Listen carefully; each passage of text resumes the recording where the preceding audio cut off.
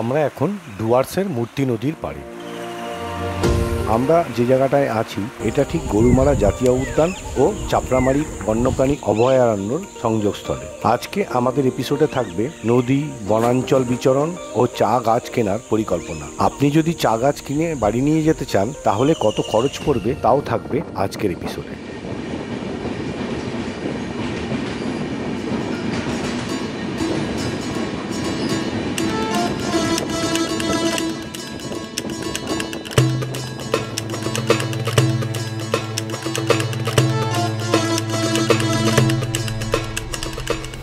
বিশ্ব জানে নদী ইতিহাস সৃষ্টি করে, সভ্যতাও গড়ে ওঠে নদীকে কেন্দ্র করে। পৃথিবীর সব সভ্যতায় নদীর অবদান, এই বাংলা তার বাইরে নয়। নদীকে কেন্দ্র করে সভ্যতা কোথায় পৌঁছেছে তার খোঁজ নিতেই ঘরের বাইরে পা রাখা।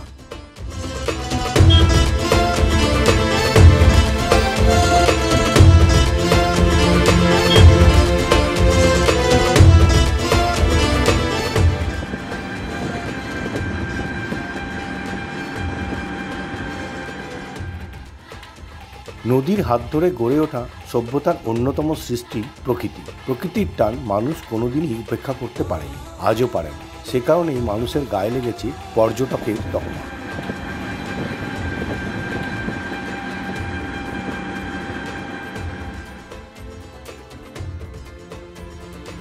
দেশের পর্যটন মানচিত্রে বাংলার স্থান অনেকের উপরে। উত্তরের পাহাড় থেকে দক্ষিণের সাগর, সর্বত্রই ছড়িয়ে আছে প্রকৃতির সোনার খনি।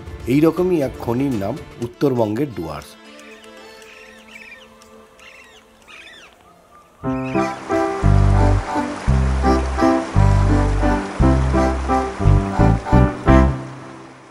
ডুয়ার্সের মূর্তি নদীর পাড়ে। এই মূর্তি নদীর উৎপত্তিস্থল বাংলা, সিকিম, ভুটান এই জংশনের কাছাকাছি পাহাড়ের নেওড়া ভ্যালি থেকে উৎপন্ন হয়েছে এবং সামসিং অঞ্চল হয়ে ডুয়ার্সে নেমে এসেছে।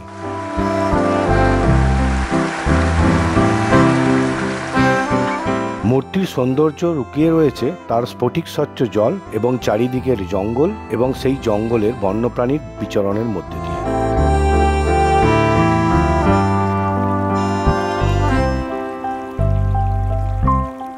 একটা কথা না বললেই নয় যে ভারতের পশ্চিমবঙ্গের জলপাইগুড়ি জেলার গরুমারা জাতীয় উদ্যান এবং চাপড়ামারি বন্যপ্রাণী অভয়ারণ্যের বন্যপ্রাণীদের জন্য এই মূর্তি নদীর জলের উৎসই একমাত্র ভরসা। মূর্তি তার উৎপত্তিস্থল বা উৎস থেকে পাহাড়ের পাদদেশে জলঢাকা নদীর সাথে মিলিত হয়। পথ পরিক্রমা করে প্রায় 40 কিলোমিটার।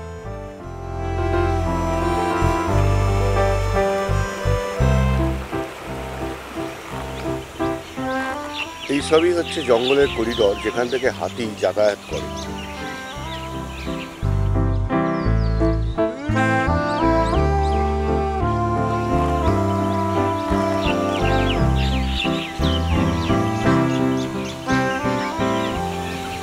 পেছনে জঙ্গল আর সামনে মাঠ, আর এই মাঠেই হচ্ছে চাষ করে এরা। আর যখন সিজন, যখন ফসল ফলে তখন হচ্ছে হাতির প্রবণতা অনেক বেশি থাকে আসার। কারণ হচ্ছে সেই সময়ই হাতি ফসলগুলো খেতে রাত বিরেতে চলে আসে এই লোকালয়ে।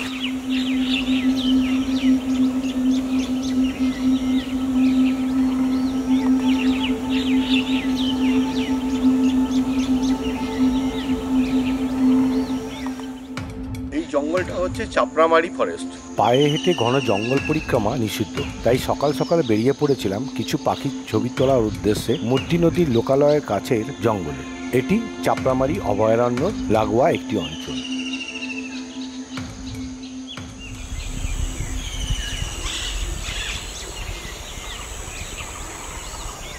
মূর্তির পার্শ্ববর্তী বেশিরভাগ অঞ্চলই দর্শনীয় স্থানগুলোকে কভার করে। মূর্তি নিজেই একটি খুব সুন্দর পর্যটন স্পট।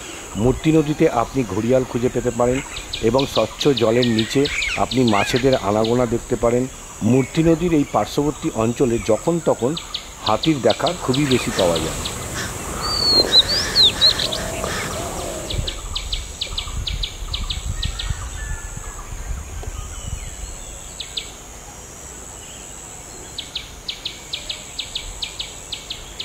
ডুয়ার্সের এই জঙ্গল অঞ্চলে বন্যপ্রাণী যেমন হাতি, বাইসন, ভারতীয় গন্ডার, চিতাবাঘ বিভিন্ন প্রজাতির রঙিন পাখির আবাসস্থল। উদ্ভিদ বৈচিত্র্য ও পানির সমৃদ্ধির কারণেই প্রকৃতিপ্রেমীদের মধ্যে বেশ জনপ্রিয় এই জাতীয় উদ্যান।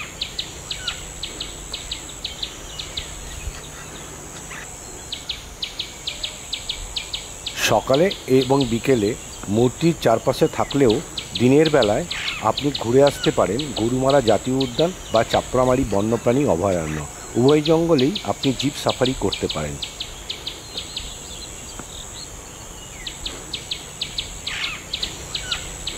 জঙ্গলে গেছি, চা বাগানেও গেছি। এবার আপনাদের দেখাবো চা বাগানের চারা গাছ যেখানে হয় ঠিক সেই জায়গা, অর্থাৎ টি নার্সারি। এই আমার ঠিক পেছনেই এই দেখুন, এখানে হচ্ছে টি নার্সারি। আমরা কিন্তু পানের বরজ নয়, চায়ের নার্সারিতে ঢুকছি। আসুন।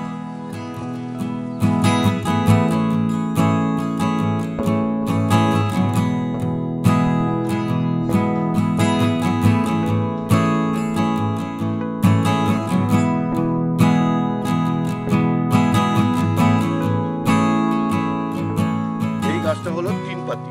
এই গাছগুলো এখানে বিক্রি হয় এই ধরুন 7 টাকা পিস। বাগান কর্তৃপক্ষ এগুলোকে কিনে নিয়ে যায় এবং হচ্ছে ওখানে বা চায়ের বাগান তৈরি করে থাকে। বাগান দেখাও হলো, বাগান থেকে গাছও কেনা হলো। অবশ্যই এটা কিন্তু চা গাছ নয়, এটা হচ্ছে চাপা গাছ। এই গাছটা আমাদের ওখানে জমিতে হবে এবং এর জন্য হচ্ছে আলাদা কোনো প্রিপারেশন নিতে হবে। চলুন।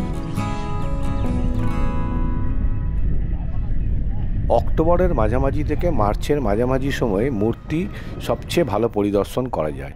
এই সময় এই অঞ্চলে একটু শীতের প্রাধান্য থাকে এবং পরিযায়ী পাখিরা এই নদীতে তখন অবস্থান করে। বর্ষার সময় ডুয়ার্সের জঙ্গল বন্ধ থাকে, তাই এই সময়টা এড়িয়ে এলেই ভালো। আজ এ পর্যন্ত।